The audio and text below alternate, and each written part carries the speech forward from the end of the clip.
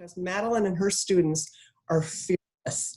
And I really can't wait to hear your work in sustainable fashion, which is such a hot topic at AUP and finally around the world. So Madeleine, would you like to kick off, please? Yes. Hello, everybody. I've unmuted myself and here I am. I just want to tell you that Zoom is not my first choice of talking to people, so please keep your cameras on. I want to know that I'm talking to people, okay? So don't be shy. So we're going to be talking about sustainability in the fashion world. And before we really start going at this in more detail, I just wanted to base it on a couple of very salient facts. Number one, here in France, fashion and fashion-related businesses generate more sales than aerospace and automobile industries, okay? So it's a huge, huge industry in France. And globally, at present reading, in the last 30 years, fashion has grown from a 500 billion, mainly domestically produced industry, to a 2.4 trillion a year global industry. So how did this monumental growth happen? You say, thank you, fast fashion, okay? Up until the late 1970s, the US produced at least 70% of its apparel that the American public purchased. And through most of the 20th century, brands had to adhere to strict labor laws, thanks to Franklin Roosevelt's New Deal.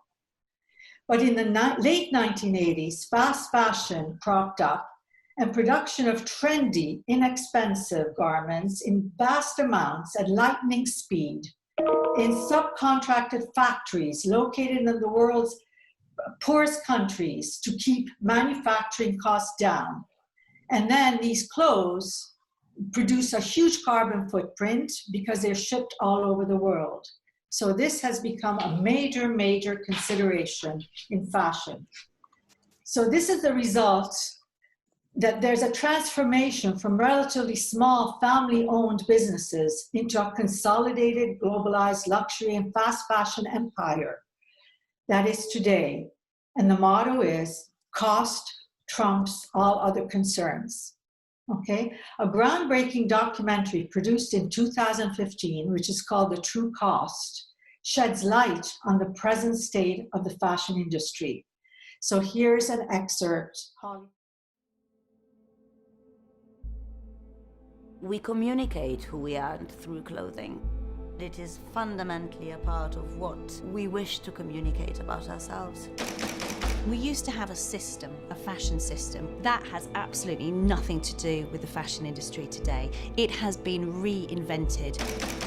It's based on materialism. The problem is that comes at a really high price.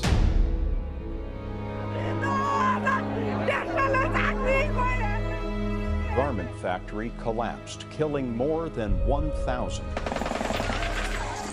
Clashes between clothes factory workers and riot police in Cambodia.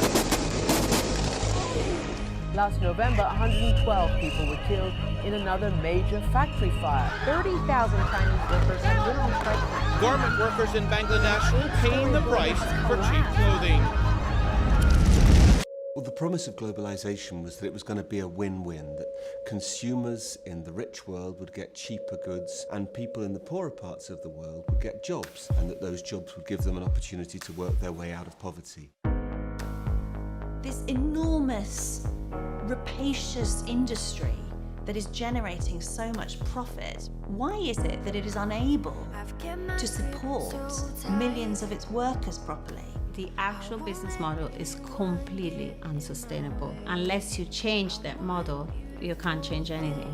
When everything is concentrated on making profits, what you see is that human rights, the environment, workers' rights get lost.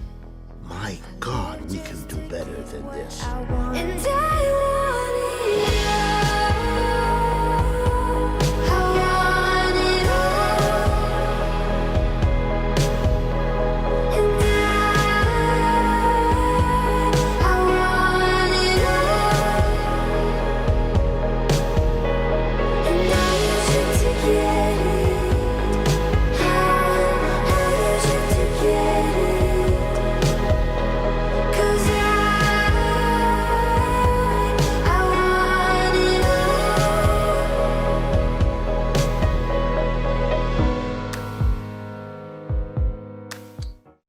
every time, you know, I showed this to a couple of my classes already in full length, and every time I show it, I start crying.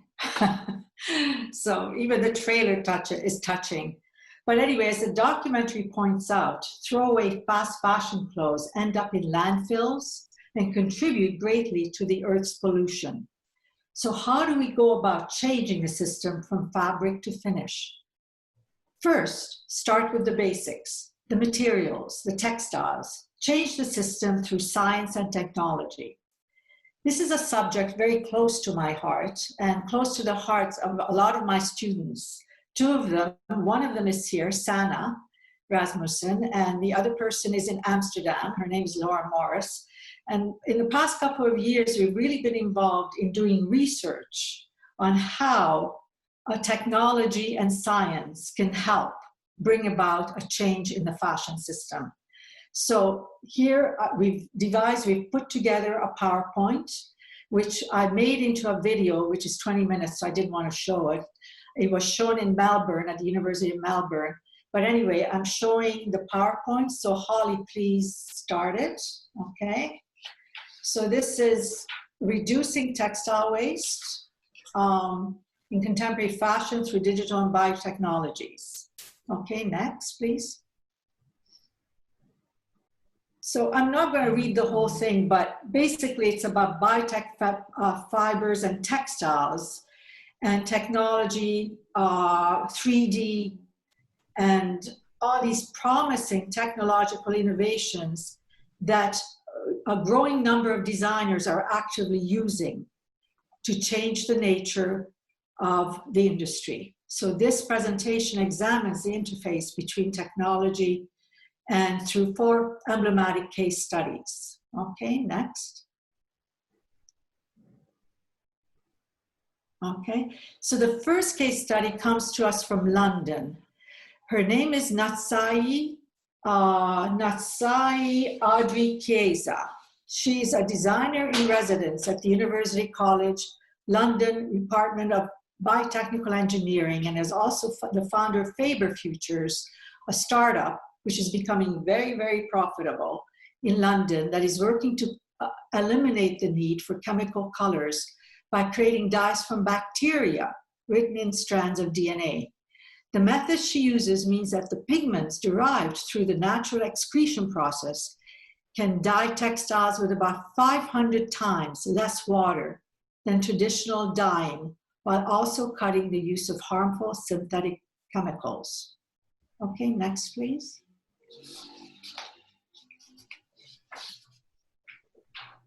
Okay, so I'll just read a little bit about it. So this is very impressive because Faber Futures has added a new pigment into the Forbes pigment collection at the Harvard Art Museum from an extract, which I can't pronounce, which holds a DNA sequence that tags the material with metadata.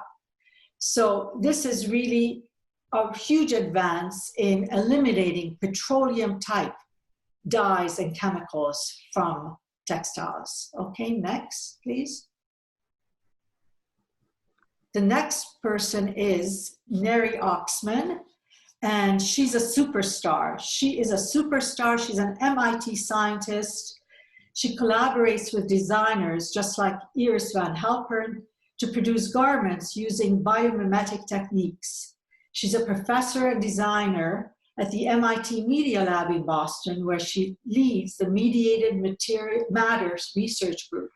At the moment, she does have a show on, I believe, at the Metropolitan Museum of Art that deals with design. Her research includes using natural fibers to replace synthetic materials. Oxman coined the term material ecology to describe techniques and objects that are informed by and directly engage with the structures, systems, and aesthetics of nature. Integrating advanced 3D printing techniques with in-depth research of natural phenomena and behaviors, material ecology operates at the intersection of biology, engineering, material science, and computer science. Okay, next, please. So an example of Oxman's work, this is just one of the the works that she's doing includes harvesting silk from silkworms in a non-violent way, because usually silkworms are boiled to death before you extract the silk materials from them, allowing their continual reproduction and increasing their overall yield. Will increasing the silkworm production safely eliminate need for synthetic textile production? Oxman's work has just begun, but she's not alone in changing the fashion industry by introducing biotechnological solutions. Okay, next please. So the next designer or scientist designer comes to us from Tokyo. Yuma Nakazato is a Japanese fashion designer of haute couture, exploring new textile technologies. He produces modular, adaptive clothing, replacing traditional construction methods and thereby eliminating sweatshop production. In his Spring-Summer 2019 couture presentation in Paris, Nakazato demonstrated live how handmade craftsmanship combined with digital fabrication and unique production methods create clothes that are increasingly repairable and customizable. Mainly using fibers made of artificial proteins developed by biomaterial producers Fiber, Nakazato is devoted to making clothes transformable by the wearer through the use of proprietary snap closures. They're little snaps that you can change on your clothes so you can change the shape of your clothes. They're really awesome. Okay, next, please. So, Nakazato's 3D scanner, which allows him to take a client's exact measurements. The data is then transferred to a machine equipped with a laser cutter, which directly cuts different parts of the fabric to be assembled. It's like a mobile factory that you can move around easily from one place to another in a showroom or a pop-up store, allowing clients to come on site for made-to-measure outfits, he says. Nakazato's work and vision reduces textile waste and combines craftsmanship with modern technological methods. Advanced technologies allow haute couture to be accessible to all, he says. Okay, and next, please. Okay, the next couple come to us from Amsterdam, Holland, and they are really, I would say, the cutting-edge avant-garde part of the industry. The Fabricant is an Amsterdam-based digital fashion house that develops digital clothing by harnessing 2D garment pattern cutting software and 3D design software. Once the garments are designed and sold, they use images of the owner to render them wearing the garment, which can be used on social media. As a blockchain digital asset, the unique existence of the garment makes it both clothing and cryptocurrency, writes the magazine Forbes. Global brands in the real world apparel market are vying to enter the digital-only fashion space to forge deeper engagement with Gen Z consumers, says the Fabricant. So this is a really, I find this really fascinating. The market for crypto collectibles, digital assets, like those designed by the Fabricant, has exceeded $200 billion US dollars for the first time in 2018, according to Forbes. In May 2019, Iridescence, a collaborative garment produced by Sluton, Murphy, and artist Joanna Jakowska, sold for $9,500 US dollars. It's reported to be the first piece of digital couture. So in an environment that makes the impossible possible, that wastes nothing but data and exploits nothing but the imagination, the very idea of physicality seems outdated, the Fabricant said in an Instagram post. In this new world, there's no such thing as factories, supply chains, and sample sizes. There are no delivery trucks to wait for, no clothes to launder, and no closets to declutter. So this is our brave new world, perhaps of fashion. Okay, so next, please. So, okay, so next again, sorry. Yeah, I read this already. Okay. These examples show that material and clothing design is now in a particularly inventive phase. They have helped birth a fashion revolution set to rapidly turn the fashion industry on its head. Cutting-edge scientific know-how raises the possibility for garments to be created from biotech textiles and produce them with the help of artificial intelligence and 3D printing methods. The brave new worlds of cyberspace and virtual reality will add a further dimension to the evolution of the fashion system. However, given these techniques are still largely experimental, the question remains as to their adoption and diffusion by major garment production firms. Building on technological change, will a new business model of fashion production emerge? The answers based on scientific and technological research will reveal an exciting progression to a more bespoke and sustainable approach to fashion's future, we all hope. Okay, so here it is. Thank you. That's the end of the PowerPoint. So, any questions so far? Okay, so we go on. So the whole aim going forward is, we feel totally overwhelmed by what's happening in the fashion world. And the whole aim of education, teaching, journalism is to educate the consumers, to be conscious consumers, to understand where the clothes come from and to reuse clothing so less waste is used, and to create a circular fashion economy. Textile sourcing, ethical labor laws, more local fashion businesses, and disposal through vintage, exchange, that to me is the operative way to go. At AUP, our fashion courses give sustainable fashion a great consideration. We deal with this subject first in a specialized course and in every other, the business course, the history course, and the fashion journalism course. And this has been going on for the past 8 years or so when this whole momentum has started. So we bring in speakers from industry, from the sustainable fashion industry. We have clothing exchanges to great success in the lobby of Combs. We write about it in fashion journalism, and it's published on Peacock Plume. And here's our fashion editor this semester. So come on in. This is Leila Roker. Hi. Yeah. And tell us about what you've done with the fashion class. Yeah, so I had the privilege of being the editor-in-chief of the fashion journalism class this semester.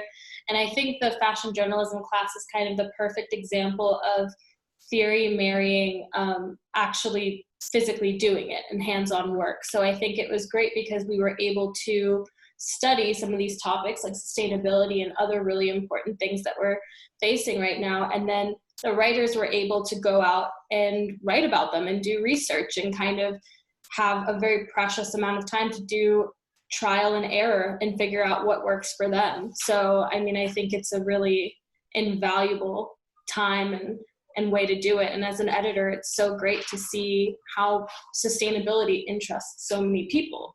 So we actually have a few articles that we'll put in the chat that were just around sustainability both this year and previous years from the fashion journalism class.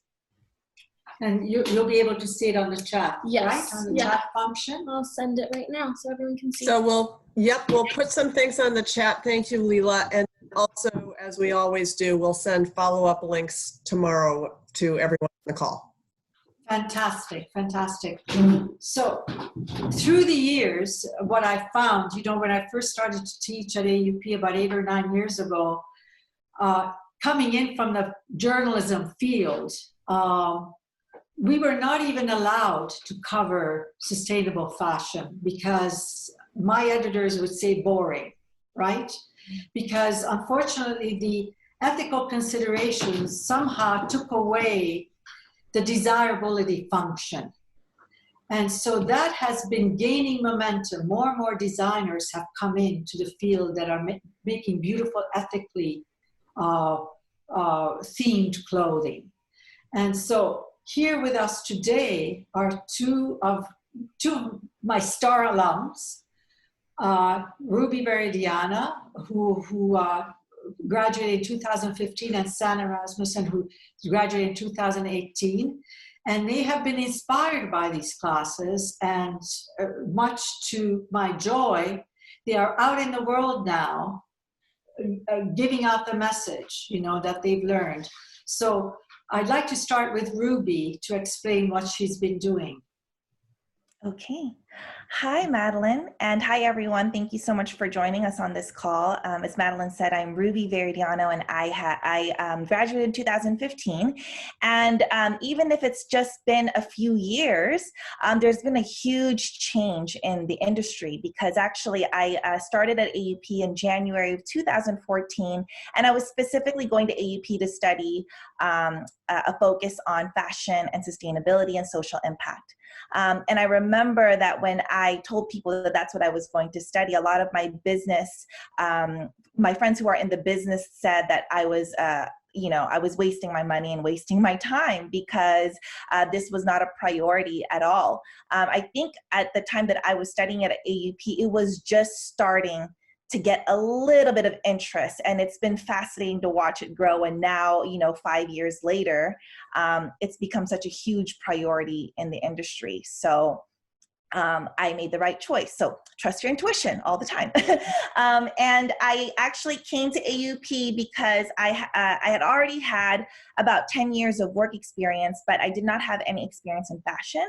I actually came from an arts and activism and nonprofit professional background. So I already had the social impact part down, because that was something that I was really passionate about. But I said, okay, how do I apply this in the fashion industry? And right at the time that I was applying for AUP, I happened to be working at the Louis Vuitton corporate offices in San Francisco on a temporary assignment. And I found out that they had a corporate social responsibility team. And then I found out that if I wanted to work on that team, I'd have to go to the Paris headquarters, because that's where the team resides. So I said, okay, I got to figure out how to get to Paris. Now, mind you, Paris had always been my dream for, like, I think at that point, 10 years running, that this is my dream to come and live in Paris. And so I thought, oh, maybe this is finally the time that dream gets to come true. And I was looking around for programs online and happened to stumble across AUP's global communications program, a master's program. And I saw that there was some classes focused on sustainable fashion.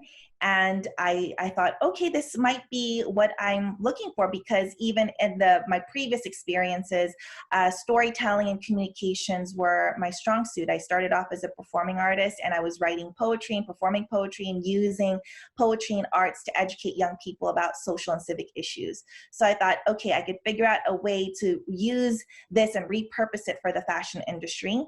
And so I landed in I applied for the program, and within 3 months I was accepted and on my way to AUP, and arrived in Paris in January of 2014, and my adventure began.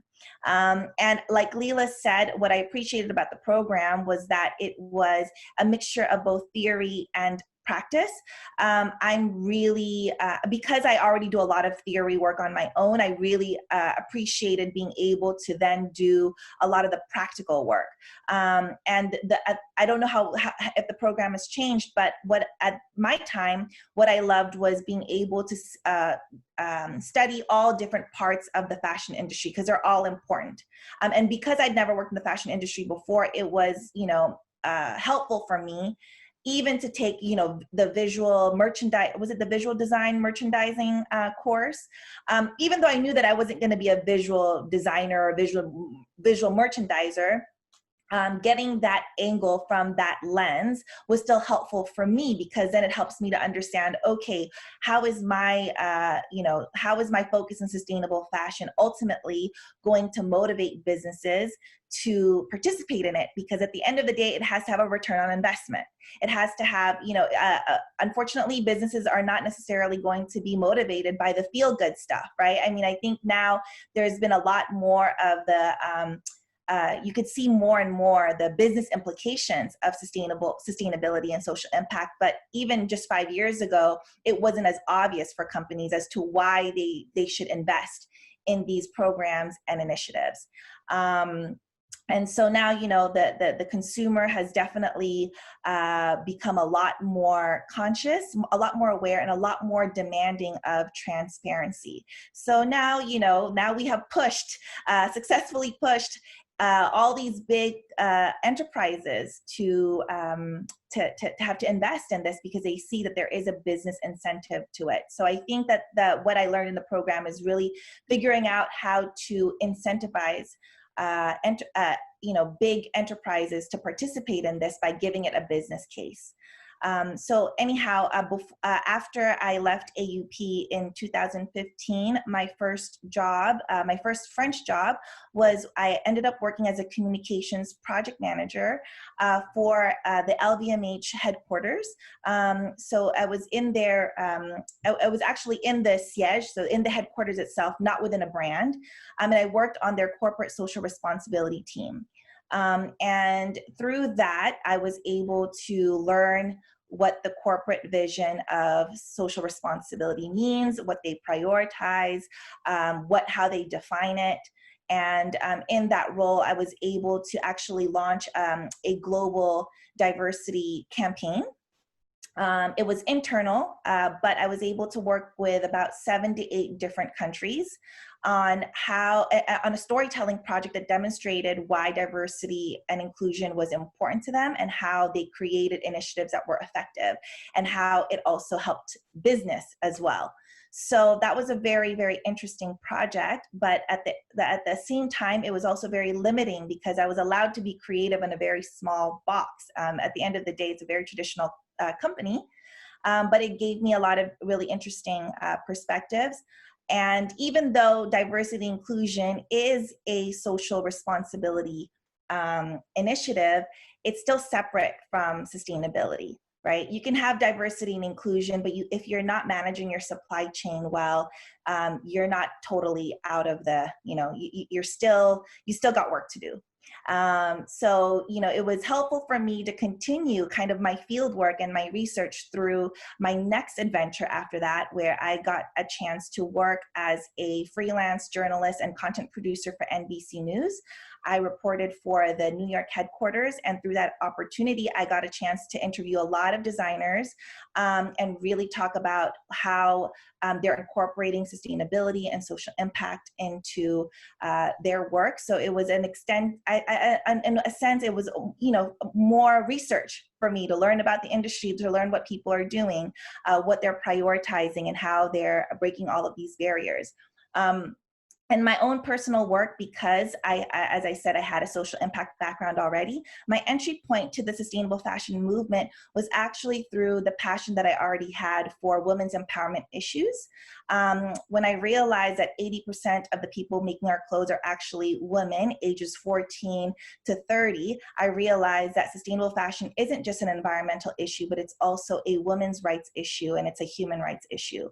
So that was really what, got me all the way in with both feet into the sustainable fashion movement. And my goal in my own storytelling is to really shed the light and bring awareness to the fact that if you are supporting the women's empowerment movement, it is not separate to the sustainable fashion movement. And it's ironic because a few years ago, right, there were all these t-shirts about the future is female. But people weren't stopping to question whether or not that t-shirt itself was made ethically. If the woman that was, the human hands that belonged to a woman making that t-shirt was actually empowered in the process.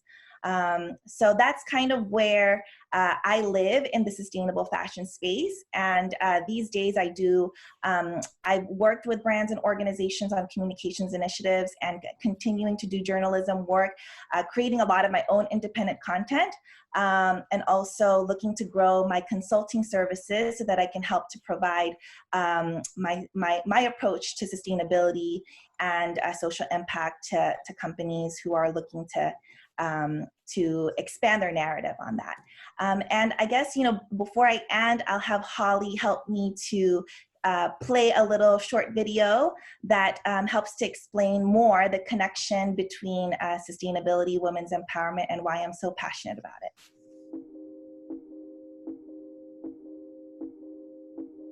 Growing up as an Asian American woman in the United States, it was a bit challenging to find accessible role models because there was nobody in the movies or in the books that I read that looked like me. And it was the same in the fashion magazines that I loved to flip through. Even though those magazines were targeted for all young women, I never felt like they were talking to me. And I guess that's why I was inspired to become a storyteller, because I wanted to play a part in helping to uplift the voices of the girls who grew up like I did. Today, I work as a writer and fashion journalist in Paris, France. And I think it's so special because in this job, I actually recognize that our clothes tell a story as well. Our clothes have the power to communicate who we are and possibly even what we stand for long before we even say a word. So when I found out more about the fashion industry, I realized that a lot of the people who make our clothes are women. Over 75 million people around the world are garment workers, and 80% of that number are women ages 18 to 34, whose voices are disempowered every day at work. What's more, a lot of these women come from Asia, in countries like Cambodia, Bangladesh, China, and the Philippines, where I was born. It's crazy to think that even though I didn't see a lot of Asian faces in the magazines that I read growing up, a lot of the force behind the industry are actually Asian women who are the makers of our clothes. And that's why I resonated with Remake's mission to turn fashion into a force for good by telling the stories of women in the supply chain. Through films like Made in Cambodia and Made in Sri Lanka, Remake shares stories of women garment workers. And while we women in the West fight for equal pay, freedom from sexual harassment, and women's empowerment, our sisters on the other side are fighting the same fight on the factory floor. This is when I realized that sustainable fashion is in fact a feminist issue. As a Remake ambassador, I serve as a Human to Fashion correspondent at Paris Fashion Week, where I interview designers, models, celebrities, and everyday shoppers about what they think or know about sustainable fashion. I also serve as a speaker and workshop facilitator, where I educate young people as well as fashion students and professionals in the industry about the connection between women's empowerment and sustainable fashion. My hope is that people will begin to think about the human hands that make their clothes and to remember that they belong to a woman who is dreaming big dreams and aspiring for a better future just like we are. I encourage you to love your clothes like good friends and to wear your values on your sleeve. Changing our relationship with our clothes is one way to empower women all around the world. Will you join me?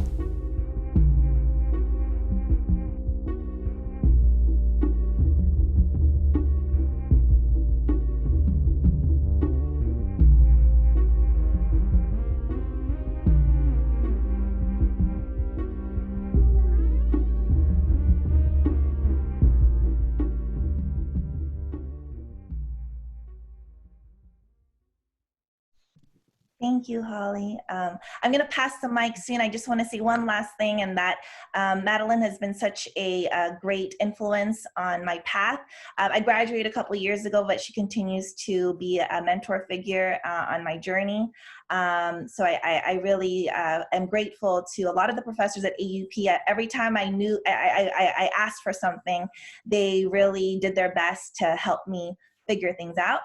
And I will say that because I was so ingrained in the social impact part of the work, Madeleine was always like, "Remember, they still have to be beautiful clothes, you know," and that's important too, and it's true. So it's really important to learn about all the aspects of the fashion industry. And at the end of the day, it's about beautiful clothes, but they become, I believe, more beautiful when we know that they were made ethically. So that's my part. And if there's any questions for me, please let me know. We do have some, so thank you, Ruby. I want to, first of all, there's an echo, so muting everybody, please. Thank you, Ruby, Madeleine, so far, and we'll have Sanna in a minute. We could listen to you all day long. Really fabulous, and Ruby, wonderful experience. We have a comment and a couple of questions that I'd like to throw out here in this little pause. First of all, from Joan Brookbank, who's been on a lot of our AUP to You calls. Thank you for this excellent presentation and for sharing the trailer. That's Madeleine's trailer, although I'm sure she loved Ruby's video too. I lived in 2009-10, where on a daily basis in myriad ways, one is confronted with the dark side of our Western-driven global fashion and retail industry. Thank you for all that you are doing. And that leads to a question which Sarah lobbed, which I think you answered, Ruby, but it's interesting to listen to your perspective. Are retail companies willing and interested in committing to a sustainable fashion direction? It sounds like there's been a sea change almost. Could you comment on that? Yeah, I definitely think that there has been a big change because of the fact that millennial and I guess they're Gen Z, is it Gen Z, Gen X? The next generation after the millennials are also very hyper conscious, and they are social media mavericks, you know, so you can really tear down a brand's reputation overnight, given one wrong slip. You know, case in point, a few years ago, H&M had released a campaign that featured a young Black boy with a hoodie that said monkey on it. And it was very controversial. And overnight, there were millions of people who really, you know, went and went on social media to talk about how they needed to boycott H&M. And H&M at that point had to respond very quickly. And I believe they have since appointed a diversity officer. And I believe also H&M has made their chief of sustainability their new CEO. I don't remember if it's H&M or another company that's done that, but I think because consumers of today are hyper conscious, they demand transparency. And in the world that we're living in, you really can't hide much, because, you know, a lot of information is available online. If you're not releasing it through your corporate social responsibility reports, people have a lot of access to information, so they can dig up a lot of secrets that you attempt to hide, and they can get into contact, you know, nowadays, right? Like, even if you're based, a case in point with our Zoom call, you could be based anywhere in the world and you can connect with someone. So someone can dig up a lot of information. They could be based in Costa Rica and find your, you know, your factory leader or your factory contact in Bangladesh and interview them. So it's very risky to lie, and it's very risky to have opaque communications, because consumers do demand transparency. Well, that's just good advice for everyone. Everyone in the world, it's very risky to lie, and it's very risky to have opaque communication. So that's our next, so thank you, that's really wonderful. Our next question is really, I'm going to turn it into a comment. It's from Ollie Spencer, and it feeds in beautifully to what I bet Sanna's going to talk about. So I'm going to say this, and Sanna, maybe you can address it in your remarks, because I believe you're next, if I'm correct, Madeleine. And the question is this: can you speak to the topic of fashion and textile repurposing? I'm sure there's a more accurate term for this. As an example, I built a quilt out of my old road race t-shirts. I think a lot of us have those quilts.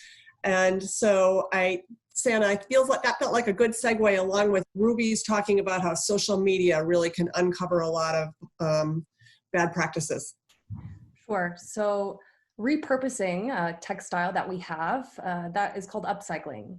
So when we recycle fiber, that's usually when we have a piece of textile that is 100% of that fiber.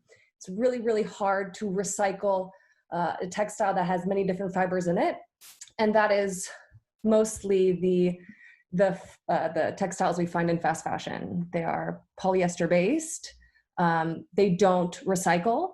When you see promotions at H&M saying, bring back the clothes you don't want anymore, recycle them with us, and then you can have a percentage discount, that's a ploy, because around 4% of what is returned to those fast fashion mega stores is actually recycled. The rest is incinerated, which is a big problem that we face with having too much stock. And so when we produce in such mass quantities, it's hard to know the right number. And so more times than not, there's excess stock. And what brands do with that, instead of donating it or giving it away for a second life, they choose to burn it, because it can devalue their stock by giving it away at a cheaper value. So they choose to burn it. And so that obviously is linked to the environmental issues we see faced from the fashion industry. So upcycling is when we take something that exists and we change it. We add to it or we subtract from it to create something new. So taking t-shirts and making a quilt is a wonderful way of upcycling. I would like to note that when we upcycle, even with textile or tissue that maybe not be of the best quality, it doesn't mean that it should be tossed. It doesn't mean that it doesn't have a better lifespan than something that's 100% organic cotton. I have successfully upcycled some nice pieces of clothing with some old purchases from H&M and Zara. So it can be done. I think that's the first instinct that we have, is if it costs $10 or 10 euros, it doesn't deserve to have a life of longer than a year or two. And when I don't want it anymore, it's just easy to throw it away. And that's kind of what we're taught in the consumer environment that we live, that it's good to have new things all the time, and that when your things break, it's easier to replace them with something new than it is to fix them, especially if you never had a connection to it in the first place. So if that's a good answer to your question, I would be happy to introduce myself. Is this my introduction? Great. So yes, please do. My name is Sanna Rasmussen. I am originally from Des Moines, Iowa. I transferred to AUP during my undergraduate degree in the second year. So I fell in love with AUP in my undergrad, so much so that I said I have to stay in Paris. What is the best way to do that? And the right answer was to just continue with my master's. So I graduated undergrad in 2017 in global communications, and I started the master's fashion track, global communications, in 2018. I took a little bit longer to do it, so that allowed me to go to India. So the India Practicum, which is offered at AUP for communication students. It's undergrad and master's, open to both. But it's a really special opportunity to go to Auroville, India. So Auroville is located near Pondicherry in southeastern India, in a community that lives in the resources that are around it. So the reason we go there is because the students integrate into the community and individually choose a small business to work with and create a media project in a 2-week period that can benefit their business. So I chose to work with The Caring Cotton, which is an organic cotton export company, and they export their organic cotton textile to Europe and North America. And that was such an amazing experience because I got to really see the back door of fashion supply chains in India, where we know mass garments are produced, namely for fast fashion. India is a culture, a very, very rich textile culture that I did get to see, but the majority of what I saw was rivers overflowing with denim dye runoff, seeing facilities not properly outfitted with ventilation and windows. So seeing the true cost, as Madeleine showed, the trailer of that documentary shows a lot of footage from around the world, India, Bangladesh too, but that movie that we watched during her class, so for me that was 2018, was the first time that I had seen that for myself. It was the first time that I had been exposed to what happens with the clothes before they arrive to the store. I think it was just my natural way of comprehending the clothing, just starting at the relationship of when I buy it. That was my relationship to it. And so when I saw the true cost, that was my eye-opening experience of every time that I buy something every 2 weeks, 3 weeks, I am now accountable for that, which goes back to education being the fundamental step in any battle, such as trying to make the fashion industry more sustainable. Because at the end of the day, as consumers, we need to have the knowledge that we are accountable for the actions that take place when we buy a good, right? So if we buy the t-shirt, we are saying that we support how it arrived to come to us. I would like to say also that in my first semester of the master's degree, I took the fashion sustainability module with Renata Strauss, who made a very remarking point. She linked fashion to health. For me, that was a very eye-opening way of looking at it. we think about health with food, what we feed our bodies, what we choose to energize ourselves with, that plays a role in our health. What we put into ourselves, it's a very intimate relationship. But it's the same as what we put on our bodies. Our skin is our largest organ. Our skin absorbs what we put on it. It absorbs the lotion we rub on it. It absorbs, if you've ever worn a new pair of jeans and you take them off and your skin is a little bit tinted that dark blue, well, that's because those jeans have been chemically sprayed with so much setting chemical that it is supposed to arrive in its final destination in perfect condition. It should not have to be ironed. It should not have to be pressed. It should just be ready to go. And so these clothes look absolutely perfect, too perfect, one could say. And in fact, by putting that textile coated with all of those chemicals, those are then absorbed into our bodies and processed through our liver. And it was at that point that I made this connection of, okay, it is an environmental problem. It's a human rights problem.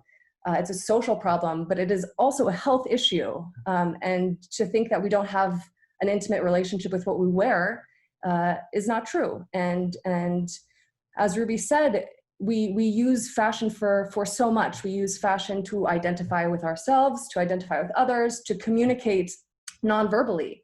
It's a very important part of who our society is and how we understand each other. So it is definitely an industry that we have created and we need to keep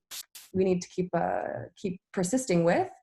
But it is very much to the point of needing to find sustainable alternatives to how it's run.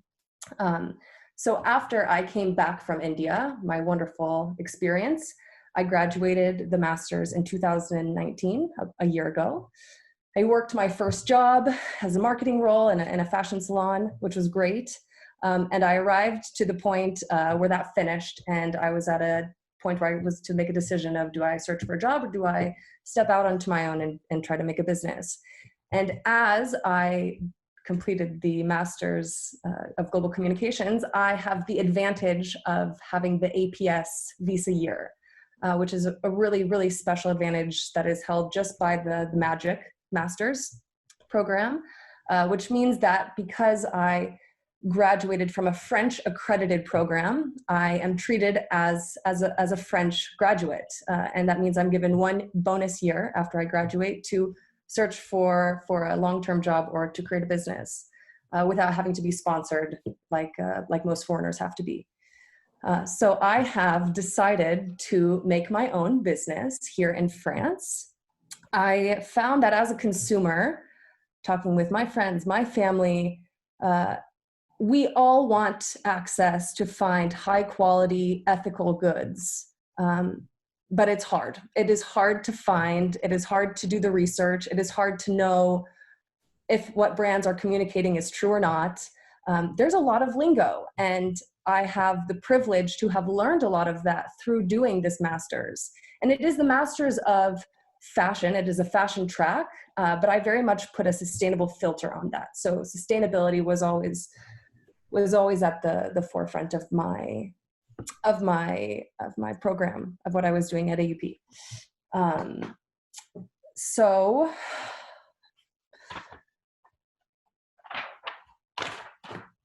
yes, so Sanna is a boutique that will be opened next spring.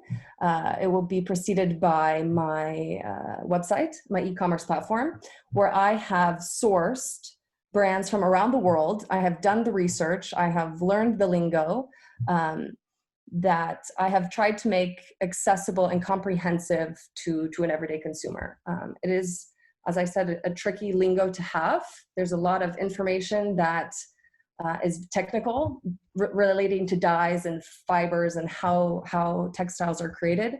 And if you weren't to have this background, it would be hard to navigate it. So we can all want to have a sustainable fashion industry. We can all want to participate, but having the correct actions to follow through is kind of where I saw there being a gap for the everyday consumer. And there are many, many online retailers and stores that exist with their own curation of what they find to be ethical and sustainable, but everybody has their own understanding of what that means. It is not yet at a unified point. We don't all understand sustainability in the same way. We have a lot of greenwashing, so brands communicating with the vocabulary that we understand as being sustainable, but may not actually follow through with that. So I am doing a curation of my own, hence why I have named my boutique Sanna. Sanna is an acronym for sustainable, activist, natural, native, and accountable. So those are the fundamental ethos of the curation that we will sell. To work with brands, I'm looking for, at the base level, transparency in their supply chain. So they have to show me by whatever good they're making, the entire supply chain, beginning of the production. If they can show where they're sourcing their materials or ingredients, that's the best. But at the minimum, they have to show up into the production point. Second, they need to engage in sustainability practices. I have 4, so they have to engage in at least 1. So they're maybe producing a vegan product. Waste reduction, so as we talked about upcycling or using dead stock. Clean processing, so using natural fibers, natural dyes, using closed water loop, water processing. And the 4th is social enterprise. So that's obviously when there's a community behind a product that's benefiting socially and economically. And so I chose those 4 sustainability categories based off of my desires, but also feedback that I've received from people in my community as far as what they're looking for when they go out to buy and what they're having a hard time finding necessarily. So that is the curation that I am working on creating. As this is going to be my new visa status, I have to present this project to the prefecture, which is going to be in about 2 weeks. So I have been very diligently preparing all of the paperwork for that rendezvous. But I have my fingers crossed that all will go well, and I will have a great launch before the end of this year, and then a boutique by spring of next year. So I look back, it's 1 year that I've graduated from the master's, truly deeply motivated and inspired by everything I learned, everything that I saw. And I find that this is going to be the best way that I can participate strongly at this moment. I hope that this venture turns into an educational platform. I think as we keep going back to education is key. Education is where we find social change. So I would love to see how I could integrate AUP into what I do and how I use Sanna in the future to share this message of being a conscious consumer and truly learning and exploring how consumers can be accountable for what they buy, and activists at the same time, because our money, our purchasing power does do work. It definitely is not a force to be lost. So if we can keep that in our frame of mind in everything that we do, I think the little steps or the big steps will become smaller. So yes, I really am. I am here because of AUP. I am here because of Madeleine. Thank you so much for being such a strong mentor and really using both the undergrad courses and the master's courses as opportunities to work and to experience fashion in the hub.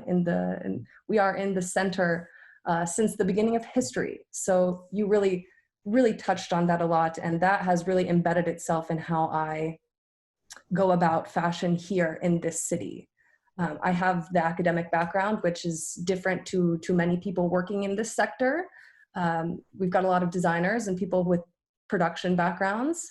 And I have an academic one, and I have found that is very unique in this setting that I'm working in right now. I have a unique background of understanding the history of fashion, and if we know anything, it's that history repeats itself, and we can always look back to history and learn something. So I have a very unique perspective that I gained from having this education here at AUP, this education here in Paris, truly integrated into the industry that I'm working in. I have to jump in here because we have 3 minutes and we have another student that I think could say a little something, but oh my goodness, Sanna and Ruby, I mean, this is AUP at its best. And We have such high hopes for your future, and trust me, both of you will be featured on the AUP website and in AUP communication. So you haven't heard the last of these two, but I believe, Madeleine, we have another person who might tell us a little bit about the course that I was taken by you saying that Leila was the editor-in-chief of the sustainability class. I'd love to hear a little bit more about that, and I think others would too. Great. There is a special sustainable fashion course that at first was a module that was taught by Renata, and now it just finished in June. There was another one. And so that's the specialized one. But what I want to emphasize is that all the other courses still touch on it. So it's a really integrated way of looking at fashion from a sustainable lens. So you do have the students leaving with great consciousness, I'm hoping. And I mean, they're examples of that, you know. And a takeaway is, you know, as Sanna said and Ruby said, wear your clothes a lot and exchange the clothes and make sure that you're really well versed. I'm doing an interview on Thursday for a wonderful program at AUP, a CECI program that brings in scholarship students, and I'm interviewing Dana Thomas, who's just written a book on sustainable fashion called Fashionopolis. So you might want to put the link on. I don't know how to do that, you know, the Thursday evening or Thursday. We will send that link out for sure in our follow-up, but we'll also post it here. Berna and Lee, I know you're on here. I don't know if you can do that now, but we will get it to you. Okay, great. Yeah, because some people might be interested. I'm mindful, does Leila have anything else to add here since she's Oh, hi. Yes. Well, I was in the fashion journalism practicum, and yeah, I mean, we spoke a lot about sustainability, ethics, and yeah, my time at AUP has been very, very valuable. I mean, I think I wrote my first online article at the Peacock, and since I've done freelance journalism for WWD and Forbes and Today.com. So I think I really kind of found my taste for writing and doing articles at ASM with AUP. Fabulous. That takes us to 1 o'clock. I'm quite sure we could all sit here for the rest of the day listening to the four of you talk about this important topic. There's so much to learn, and you have really shed light on it. And we really want to thank you and welcome you back soon for follow-up conversations on this important issue. We will send you links that were discussed today, and I'm going to poll with Ruby and Madeleine and Sanna and Leila to see if there are other links that we didn't discuss today that we'll throw into a follow-up email, because there's a lot to learn here. There were some very specific questions about where can consumers learn more before Sanna opens, by the way, because then all of our questions are answered in one place. But much more and much more writing that we'll send you some links to continue this important conversation, and you'll hear more about it at AUP too. So thank you so very much, you four, for being a part of today's program. I always have a pitch and a question. So there's four of you, so I'm not sure we're going to be able to answer this, but I'm going to let Madeleine take it. What's the one thing we should all know at our next Zoom cocktail party that will make us smart and advocates and ambassadors of this issue? Well, we should be going to that cocktail party with a repurposed piece of clothing that maybe Sanna has redone, because I know she does beautiful work. Just find designers who remake clothes in a beautiful way and go to that cocktail party wearing that. Great, we can't wait to go to a cocktail party. Wonderful. Well, this series continues. On Thursday, our very own Darcy Karen, who is the head of the GPS and Experiential Learning Program at AUP, is going to talk us through how AUP really begins with new students, and you heard it from these three here, and your very first days fueling your passions and figuring out ways to provide experience and to land AUP alumni ready for the world, where they can live lives where their passions fuel their interests, fuel their jobs. And Darcy is an example of that, and she's doing just fantastic work at AUP. Please join us on Thursday. Next week, also a related comment, Waddick Doyle will be talking about the communications program at AUP. And if you're an alum that Waddick is an AUP parent, and he's also been on the AUP faculty for a very long time. I'll let him tell you how long, but he really built the communications department program, magic program. He's just laid the infrastructure that created this incredible experiences that you heard about today. So please join us for future programs. Thank you very much for joining us today. We ran 3 minutes late, and I'm sorry about that, but we will be in touch very soon with some follow-up materials, and see you soon. Thank you. Thank you. Bye. Thank you all so much.